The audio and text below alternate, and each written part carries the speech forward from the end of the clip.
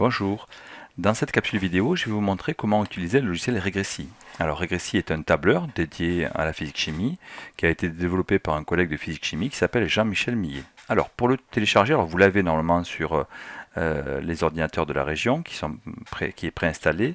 Si vous souhaitez l'installer sur un autre ordinateur ou avoir la dernière version, vous tapez regressi.fr/wordpress/, vous tombez sur le site de Jean-Michel Millet et là vous pouvez télécharger alors la dernière version d'Android, mais vous pouvez aussi télécharger en cliquant ici la dernière version concernant Windows par exemple. Ok, une fois installé, donc fichier, nouveau clavier, d'accord, clac, vous cliquez ici, vous définissez les variables expérimentales, vous rentrez les valeurs de ces variables expérimentales, et une fois fait, donc là j'ai pris l'exemple du TP numéro 2, qui demandait de déterminer la concentration d'une solution inconnue en chlorure de sodium à partir d'une série de solutions étalons. Donc vous avez ici les concentrations et ici leur conductivité. Vous cliquez ici sur graphe. Un graphe apparaît, alors c'est bien ce que je veux, c'est-à-dire la conductivité en fonction de la concentration en chlorure de sodium des solutions étalons. Vous voyez ici les points expérimentaux qui sont placés.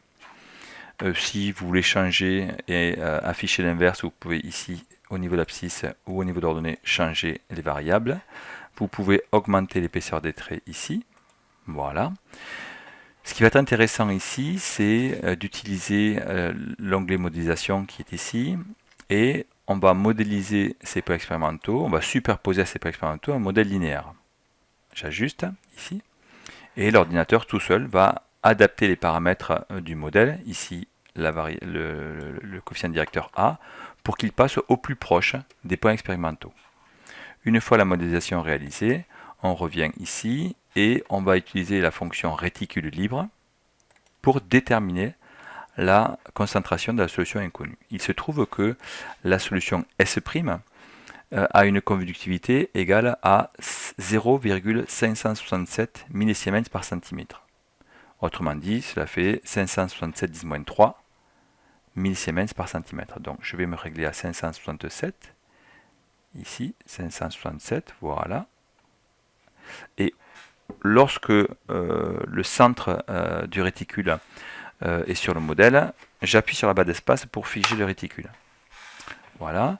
Une fois fait, j'ai directement ici l'antécédent de la valeur de la conductivité de la solution S' par la fonction ici qui a été tracée.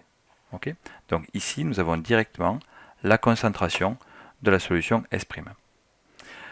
Si vous souhaitez mettre un titre, vous venez ici, Outils, et vous pouvez mettre du texte, par exemple ici, et marquer que c'est la courbe d'étalonnage, ici. Ok, voilà, une fois installé, vous pouvez, option, augmenter la taille du graphe.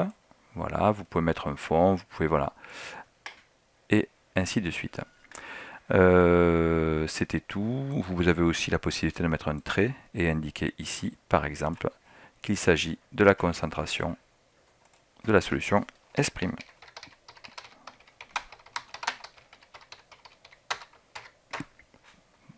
Par exemple. Voilà.